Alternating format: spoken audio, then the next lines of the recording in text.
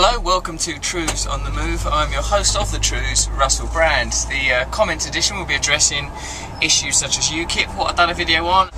Before we started, Gareth, who I make it with, went, I warn you, it's a bit hurtful.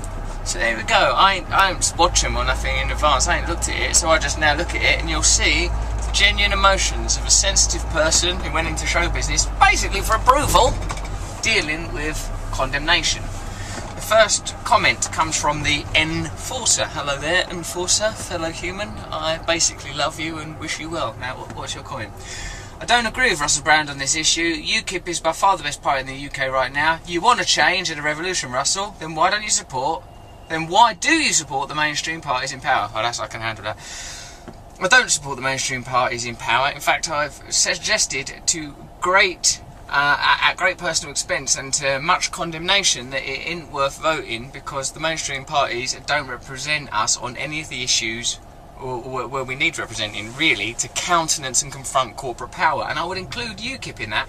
UKIP aren't saying we will e.g. instead of having policies of quantitative easing or sort of a kind of de facto nationalisation of the banking system through like letting them off of stuff, give that money instead back into the collective pool of the people or to institutions like the NHS. UKIP would still dismantle the NHS. UKIP still would support the financial sector. Amy Hall says, Russell, I can't afford a house. Do you think immigration would solve or worsen that problem? It won't make any difference to that. Here's what will make a difference. To correctly tax the super wealthy, not just on income but on the wealth that they have, as Piketty suggested. Thomas Piketty is that economist who's everywhere at the moment. Also, state-funded housing and affordable housing. UKIP ain't offering that. In fact, UKIP will cut taxes for the richest people, abolishing, for example, inheritance tax. UKIP ain't a party for ordinary people. That's for you, Amy. Ian H. Foster. Rusty, you're a wanker. Well, up until quite recently you'd have been right there, but I've knocked it on the head. I don't look at porn or do any of that because I don't think it's good for you. I think it perpetuates a cycle of misery. As you can see from my laptop, spanking clean. Not like the pebble-dashed, porridge-clad version that I used to have in the bad old days. The Punisher Tonky. Russell Brand is pro-race mixing. Why would you want to race mix and have a child that doesn't even look like you? It's stupid. It might not anyway. You can't tell what's going to happen. Stop worrying about that. I don't think racial purity is a very helpful idea. Just get on with it. It's too restrictive to have ideas like that. You'll get yourself in trouble. Daisy Blossom 77. The Trews are getting more and more interesting. People are coming into work talking about them now. I would miss them if they went. Oh, thanks, that's nice, after the wanker comment of earlier.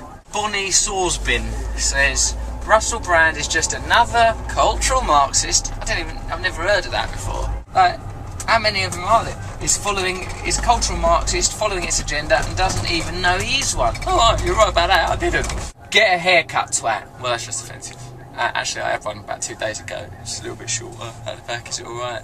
ITM72. Mr. Brand. Firstly, aggressive. Firstly, explain the number 33 tattooed on you in the wrist. You're a smart man and must know of its colossal importance to Freemasonry. Well, it's not Freemasonry, actually. You can't be a Freemason, I don't think, if you've got a criminal record. What to me it means, mate, is it's when Jesus died, and I love a bit of Jesus. So it's as simple as that. Secondly, I'm thinking that UKIP are just a governmental distraction from the bigger picture. There are much bigger fish to fry than Nigel Farage, so why bother with minions like him? It's bloody popular, innit? And it's sort of like it's galvanising people, and like you've got to understand, you can't condemn people. If people go, we like Nigel Farage, we like UKIP, people go, well, how come? Explain me why.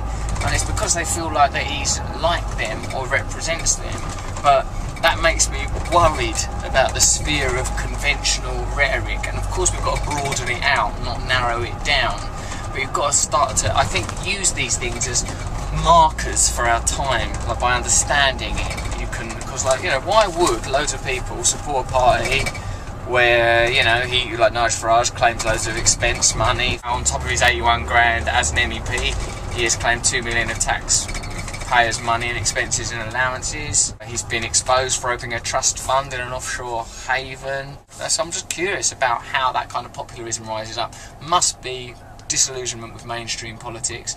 Flew Mernon, what do you stand to gain by attacking Nigel Farage, Russell? Does his popularity among the British working class scare you? Are you afraid he'll upset the status quo which you and your ilk enjoy? The people of this country have said, in no uncertain terms, they're not happy with multiculturalism, aka mass Islamic immigration, and you have done nothing but try to undermine anyone who speaks out against it. Just so you know, Russell, your efforts futile. The people of the country have already seen what Islam could do, and they've made up their mind they want none of it. I disagree with that. I think that defining yourself or ourselves in those terms really plays into the hands of the truly powerful. Multiculturalism, you've got a degree of control over how impacted you are by that. Do you know what I mean? You don't have to, if you don't feel like it, go down a mosque or like spend the evening listening to Hindu kirtan. You know, you can if you want. You don't have to. You can spend all your time engaged in more traditional activities. It's up to you. But to consider multiculturalism as the root of a problem which is an economic problem caused by corporate elitism, it's just misguided and pointless, and that's what they want you to think, because that enables them to carry on. So just don't get distracted by it. That's all my argument is. Farage is the most impressive British politician of his generation. This generation, he's single-handedly changed the political status quo of the country for the better. He's not some silly fantasist that talks about revolution on a whim. Hasn't single-handedly done it. What he's done is exploited a lot of fear around immigration and a lot of fear around poverty, and the way that he's exploited it is by suggesting policies that will exacerbate it. In times of poverty and fear, people get a little bit anti-immigration and get edgy around those kind of issues. Like, you know, McDonald's is a popular food. Is it the best food, or have they worked out that sugary, fatty foods that are consistently available works and will sell well? Yes, it's that, and it's the latter. So by appealing to the aspects of human nature that are unpleasant, it's like a shortcut. We need to have an aspirational culture. We can't continually gravitate towards lower aspects of our nature, or we'll create a culture that's representative of that. And that's why I'm afraid of, not like particularly Nigel Farage, I bet he's alright as a human being, but just of this drift towards condemnation of poor people by poor people to benefit rich people. Really what I'm interested in is tolerance and the elevation of consciousness to create a state of unity. Also relevant systems and the promotion of relevant structures that are really just about the distribution of resources and the preservation of the planet. All the minutiae about pointing out differences between people I think is time consuming and a little bit silly. That is some Trews, that is some Trews comments, that is some Trews, that is some Trews comments.